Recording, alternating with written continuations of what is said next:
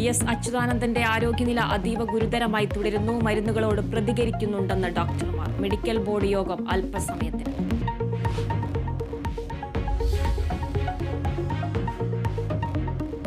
BJP സംസ്ഥാന ഭാരവാഹി പട്ടിക ഉടൻ. പുതിയ ജനറൽ സെക്രട്ടറി ഉൾപ്പെടെയുള്ളവരെ നിയമിക്കാൻ നീക്കം. പുതിയ സംസ്ഥാന നേതൃത്വത്തിന്റെ നീക്കങ്ങളിൽ വിയോജിപ്പുമായി BJPയിലെ ഒരു വിഭാഗം.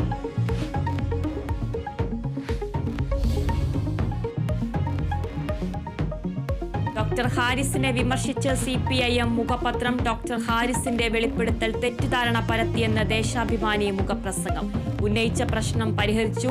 മെഡിക്കൽ കോളേജ് ആശുപത്രികളുടെ പ്രവർത്തനം താറുമാറാക്കാനാണ് പ്രതിപക്ഷം ശ്രമിക്കുന്നതെന്നും മുഖപ്രസംഗം. ആരോഗ്യമേഖലയെ തകർക്കാനുള്ള ശ്രമമാണ് നടക്കുന്നതെന്ന് MP ഗോവിന്ദൻ മാസ്റ്റർ.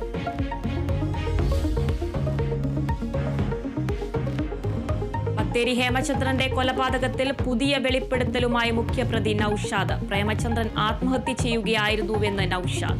പ്രതികരണം വിദേശത്ത് നിന്നും ഫേസ്ബുക്ക് വീഡിയോ വഴി. ആത്മഹത്യ ചെയ്തതിനാൽ മൃതദേഹം കുഴിച്ചിടുകയായിരുന്നു. നാട്ടിലെത്തിയാൽ പോലീസിന് മുന്നിൽ ഹാജരാകുമെന്നും നൌഷാദിന്റെ വീഡിയോ സന്ദേശം. ഞാനിവിടെ 2 മാസത്തെ വിസിറ്റിങ്ങിന് ജോലിക്ക് വന്നതാണ്. അത് കഴിഞ്ഞ് തിരിച്ചു വരുന്നതും ഇങ്ങോട്ട് വരുന്നതും തിരിച്ചു വരുന്നതും ഒക്കെ ഞാൻ പോലീസിൽ അറിയിച്ചതാണ്. ഞാൻ വന്നു കഴിഞ്ഞാൽ ഉടനെ സറണ്ടർ ആവാൻ വേണ്ടിയിട്ടാണ് വരുന്നത്. പിന്നെ ഈ കൊലപാതകം എന്ന് പറയുന്നത് തെറ്റാണ്. ഈ വ്യക്തി ആത്മഹത്യ ചെയ്തതാണ്. സെനറ്റ് ഹാളിലെ ഭാരതാംബ ഫോട്ടോയെ ചൊല്ലിയുള്ള സംഘർഷത്തിൽ കേരള VCയുടെ റിപ്പോർട്ടിനെതിരെ ഇടത് സെനറ്റ് അംഗങ്ങൾ. രജിസ്ട്രാറെ ഒറ്റപ്പെടുത്താനുള്ള നീക്കം നേരിടും. സെനറ്റ് ഹാൾ മാനദണ്ഡങ്ങൾക്ക് വിരുദ്ധമായി ഉപയോഗിച്ചത് ചർച്ച ചെയ്യണം. സിൻഡിക്കേറ്റ് യോഗം വിളിക്കണമെന്നാവശ്യപ്പെട്ട് VCക്ക് കത്ത് നൽകി.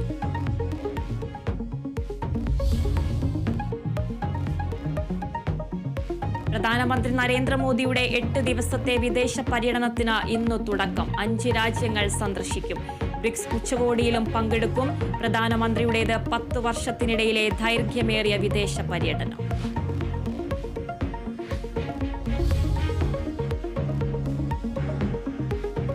ഗാസയിൽ വെടിനിർത്തലെന്ന് US പ്രസിഡന്റ് ഡൊണാൾഡ് ട്രംപ്. 60 ദിവസത്തെ വെടിനിർത്തലിന് ഇസ്രായേൽ സമ്മതിച്ചെന്ന് ട്രംപ്. വെടിനിർത്തൽ സമയത്ത് എല്ലാവരുമായും സംസാരിക്കും.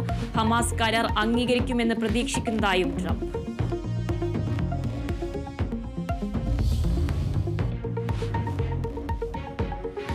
ഇന്ത്യ ഇംഗ്ലണ്ട് 2ാം ക്രിക്കറ്റ് ടെസ്റ്റിന് ഇന്ന് ബർമിംഗ്ഹാമിൽ തുടക്കം. ആദ്യ മത്സരം പരാജയപ്പെട്ട ഇന്ത്യ ജയം തേടി ഇറങ്ങുന്നു. ജസ്പ്രീത് ബുംറ ടീമിലുണ്ടോ എന്നതിൽ തീരുമാനമായില്ല. പ്ലേയിങ് 11-ൽ മാറ്റമില്ലാതെ ഇംഗ്ലണ്ട്.